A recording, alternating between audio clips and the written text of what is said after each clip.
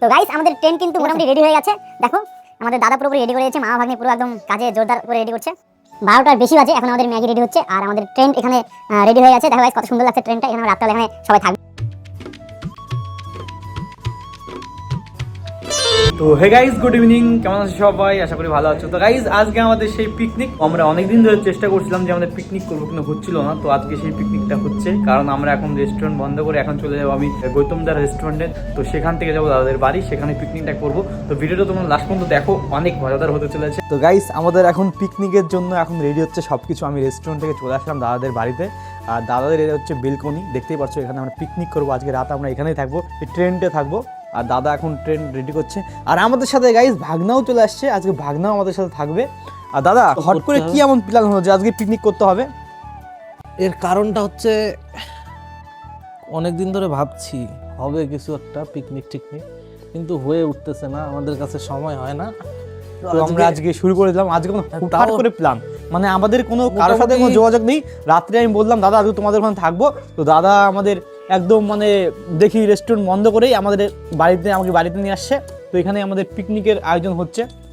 এটা দাদা এখন টেন্ট এখানে রেডি করছে, আমরা রাত্রে এখানেই ঘুমাবো, তাই তো সবাই? গাইস এখন আমাদের টেন্টটা রেডি হবে। আমাদের ভাগ্নে হচ্ছে মেন মিস্ত্রি, আর দাদা হচ্ছে হাফ মিস্ত্রি, তাই তো? তো এটা হচ্ছে দাদাদের ব্যালকনি। দেখো গাইস, এটা হচ্ছে সাইডে রোড আছে, হাতটাও দেখা যাচ্ছে না অন্ধকারে। আর এখানেই সেই জায়গাটা যেখানে বিশাল বড় স্নানের মেলা হয়। তো গাইস আমাদের ট্রেন কিন্তু মোটামুটি রেডি হয়ে গেছে। দেখো আমাদের দাদা পুরোপুরি রেডি করে দিয়েছে, মামা ভাগ্নে পুরো একদম কাজে জোরদার করে রেডি করছে। তো ভাগ্নে মোটামুটি রেডি, তাই তো? মোটামুটি আচ্ছা, পুরোপুরি রেডি। দেখো গাইস এটা হচ্ছে ভিতরের তো অনেক জায়গা ভিতরে, তিনজন আরামসে আমরা মানে ঘুমাতে পারবো। তো সেই হিসেবে ট্রেনটা রেডি হচ্ছে।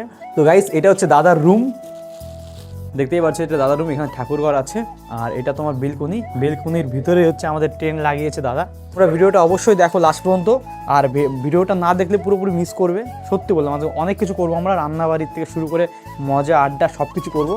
তো গাইস আমাদের রান্নার জন্য সবকিছু রেডি হয়ে গেছে। দাদা গ্যাস লাগিয়ে দিয়েছে আর প্যান লাগিয়ে দিয়েছে, মানে এখন ম্যাগি বানাবে। আমাদের এখন প্রথমেই হচ্ছে রেডি হচ্ছে ম্যাগি। তো এটা হচ্ছে ম্যাগি, এটা এখন আমরা বানাবো এখানে। গাইস ফাইনালি আমাদের ম্যাগি কমপ্লিট। দেখো গাইস কত সুন্দর লাগছে দেখতে, পুরো একদম রেডি। তো ভাগ্নে কিছু বলো এই সম্বন্ধে? আমাদের ম্যাগি দেখেই মনে হচ্ছে খুব টেস্টি হয়েছে। আচ্ছা আচ্ছা, তাই? এখন তো শুধু টেস্ট এখন খেয়ে রিভিউ দেওয়ার বাকি। আচ্ছা আচ্ছা, ঠিক আছে। এখন খুব শীঘ্রই আমাদের প্লেটিং হবে। প্লেটিং হওয়ার পরে যখন খাবো, খেয়ে নিয়ে সবাই রিভিউ দেবো, তিনজন মিলেই রিভিউ দেবো আচ্ছা আচ্ছা। কেমন হয়েছে। রাত 1টা বাজে প্রায় এখন। তো আমাদের এখন প্লেটিং হচ্ছে ম্যাগির, তারপর আমরা খেয়ে রিভিউ দেবো। তো গাইস এখন আমার একটা ভাগ্নে আসছে, সে দেখেছে তাদের বাড়ি ওটা, তো সে দেখে এখন আসছে, মানে আমরা যেখানে পিকনিক করছি। তো আসো ভাগ্নে। তো দেখো গাইস ভাগ্নে চলে আসছে। কিছু জন বলো ডাকিনি তোমাকে, বলো তো তোমার এক্সাম চলছে তার জন্য। এক্সাম তো হতে থাকবে। না না না, মাধ্যমিকের এক্সাম, এর জন্য তোমাকে ডাকা হয়নি। আমরাই মিলে মানে আমাদের এই পিকনিকটা করছি রাত্রেবেলা। গাইস আমাদের সবকিছু রেডি হয়ে গেছে, দেখো ট্রেনটার ভিতরেই।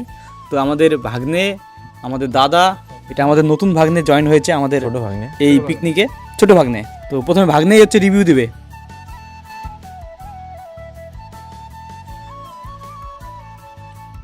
জাস্ট অসাধারণ। মানে রাত 1টার দিকে আমাদের, রাত 1টার দিকে মানে এক্সট্রা ফ্লেভার চলে আসছে। আচ্ছা তাই। চলো এবার আমাদের দাদা আর আমাদের ভাগ্নে, বড় ভাগ্নে খেয়ে রিভিউটা দাও। কাইসে আমি কোনো রিভিউ দিব না। আমার মামার হাতে জাদু আছে। ওহো, এই জন্য ভালো বউ পাবে না? একদম আমার মামি সুন্দর লক্ষ্মী পাবে, লক্ষ্মী সরস্বতী।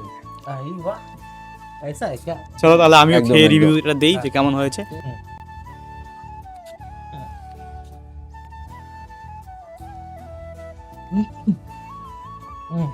আটু নেই তো অল্প একটু আমি তো ট্রাই করব।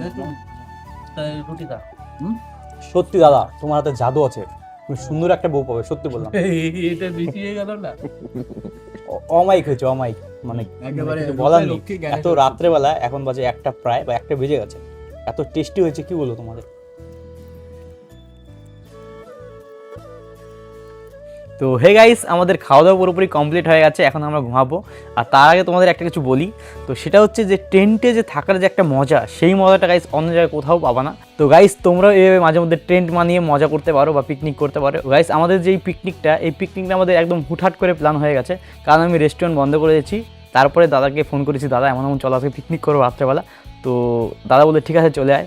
তো আমি চলে আসলাম, এসেই আমাদের এইসব পিকনিক মানে খুব তাড়াতাড়ি, মানে আমাদের কোনো প্ল্যানই ছিল না যে আগের থেকে যে পিকনিক করবো ভাই, ওই হট করে দাদাকে ফোন করলাম, বলে ঠিক আছে চলে আয়। তো তাই আমাদের পিকনিকটা হলো আজকে, অনেক মজা হলো, সত্যি বললাম, মনের থেকে বললাম অনেক মজা হয়েছে। তো হে গাইজ, আজকের মতো ভিডিও এ পর্যন্তই, কারণ এখন রাত 2টো বাজে, এখন আমরা শুয়ে পড়বো। এদিকে মামা আর ভাগ্নে শুয়ে পড়েছে, আমি শুধু একা বাকি আছি। তো ঠিক আছে গাইজ, সবাই ভালো থাকো, সুস্থ থাকো, আবার নেক্সট ব্লগে দেখা হচ্ছে, টাটা।